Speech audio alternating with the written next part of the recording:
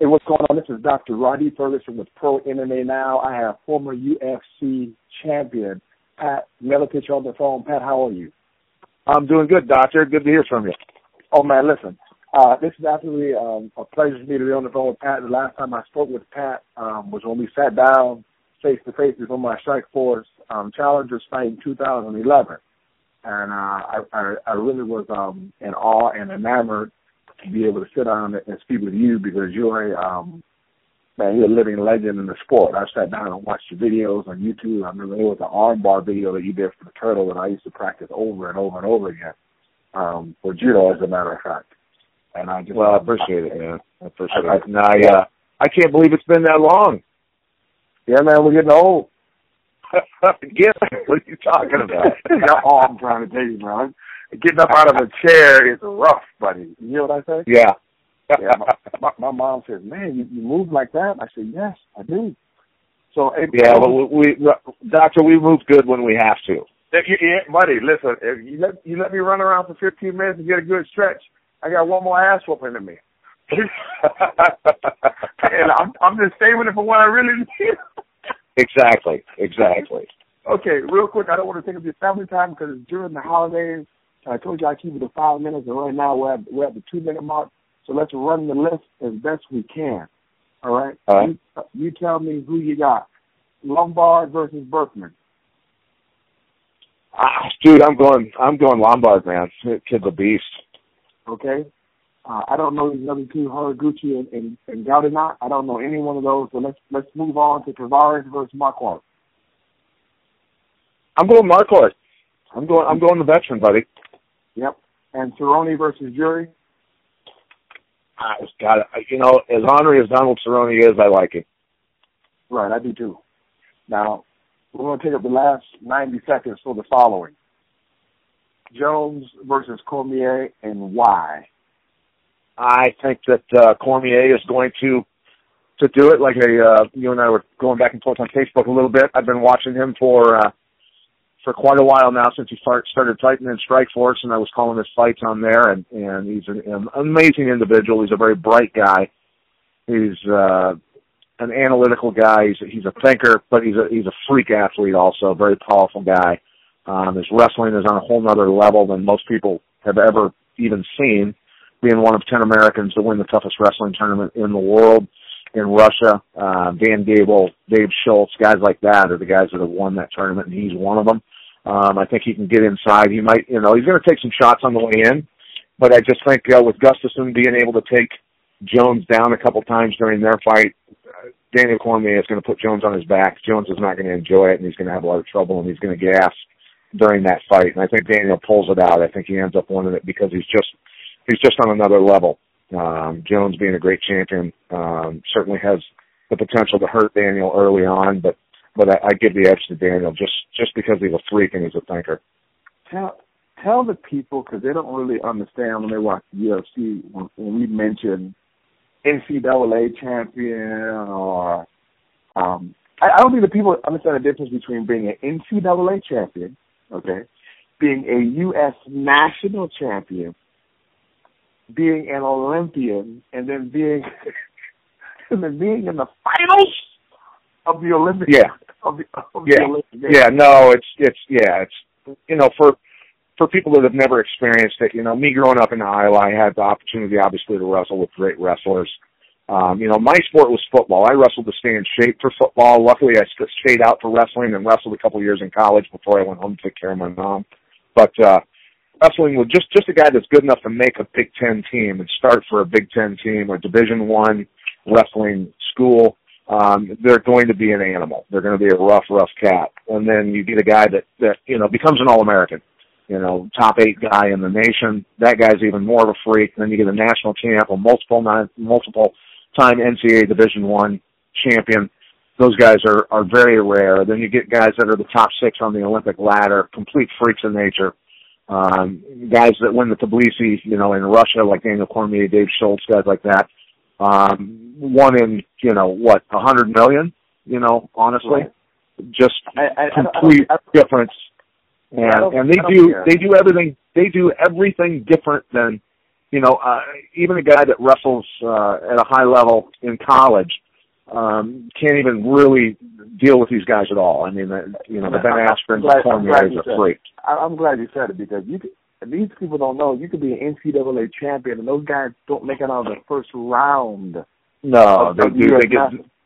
Yeah, those guys get destroyed. And, dude, I just hope, with a guy like Daniel Cormier, in my prime, I was a tough son of a gun. I mean, I could scrap with pretty much anybody. I used to spar with heavyweights. I didn't care who it was. But I would hope that I could outrun Daniel Cormier. That's all I can say about that. I don't think people understand, because when I was at the Olympic Champs, we were on the Olympic team together. I don't think people understand that Daniel Cormier would put the fear of God in people. They think he's such a nice guy because he does the commentary and he smiles and he tap dance while he's on the TV. Buddy, that guy that came out, that guy that's coming out during this fight, that's who he is. No, dude, I would want no part of. And you know how it is, Rhadi.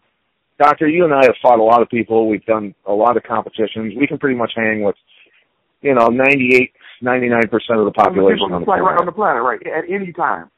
And I want no part of a guy like Daniel Cormier. Like I said, I just hope I can outrun him. Right. I wouldn't even go. If he asked me to come in and train with him, I'd tell him no. I know I'd come show him some stuff off the cage, but I wouldn't train with him. I would. I'd say you go for 2 hours with 10 different guys, and I'll take the last go. Exactly. and let me tell you something. Before we get off the phone, the one thing that I always do, based upon the art of war, is I always look at the training camp and the coaches of both individuals. I don't. When I looked at this video and I saw the room that Daniel Cormier has put together, it's a superior room. Yeah. He brought in the Olympic gold medalist at 96 kilograms. Yeah. He has Cain Velasquez. He brought in a contending champion from Bellator who's 6'5".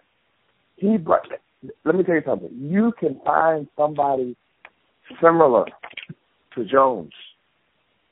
You can't find anybody. You can't find a juggernaut type dude. You can't find a Daniel Cormier. No. That's a great point. And, I think the difference with AKA what they've been doing.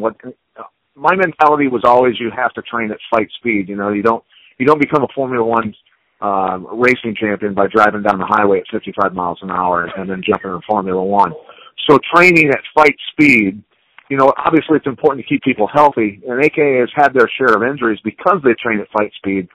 But it's so important, and those guys train at fight speed, and that's why they're producing monsters. I mean, it's the way it is. It's different when you have, like we said before, the NCAA guys. When you have a world-class athlete like Daniel Cormier who understands how to drill at fight speed. Like people who never drilled before, I don't care if I'm talking about high level drilling, 45 minutes, nonstop. And I mean over and over and over and over and over, and the same moves with surgical-like precision over and over and over. I mean, you will drill until you vomit, and the drilling feels like a fight. Yeah, absolutely. At high speed. At high speed. I haven't even seen many MMA camps who train properly. I'm going to be honest with you. Right.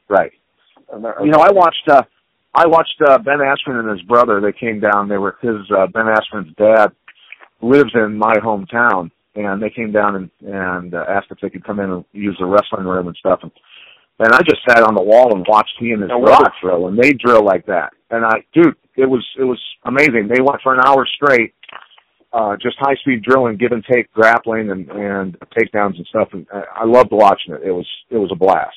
And nobody gets hurt. Right. Exactly. You don't have to spar yourself into shape all the time. Right. Well, I kind of like getting punched in the face, though. Yeah, and listen, I'm not going to join you there. I'm not. Listen, hey Pat, man, I really appreciate your time. I appreciate you giving me some time on the during the holidays. please let the people know what you're doing now in terms of where your training facility is and what you're doing now in terms of your consultation and coaching. Oh, yeah. You know what, Rhadi, Doctor, I let the young guys take over. Junior Hernandez is now the head coach at the facility. Doing a great job. Barb Honchak is his first world champion. She's the number one girl in the world at 125. I'd love to see her drop at 115 and demolish all the girls in the UFC because I know she could do it. So I let those guys do that. I'm doing full-time law enforcement and military training along with my full-time broadcasting stuff and hosting TV shows, and so I'm enjoying that a lot. And, you know, I had to shift gears, find new goals, and do my thing, and been training law enforcement and military for about 15 years, and so I'm at firehorsecombatives.com, and people can go there and check it out. Anybody that's in law enforcement or military that's combatives or defensive tactics people come and you know, take a training with us. I think they'll enjoy it and find it pretty realistic. All right, man. Listen, absolutely fantastic. Thank you for your time. I appreciate it, Pat. Thank you, Doctor. Take care, buddy. All right, bye-bye.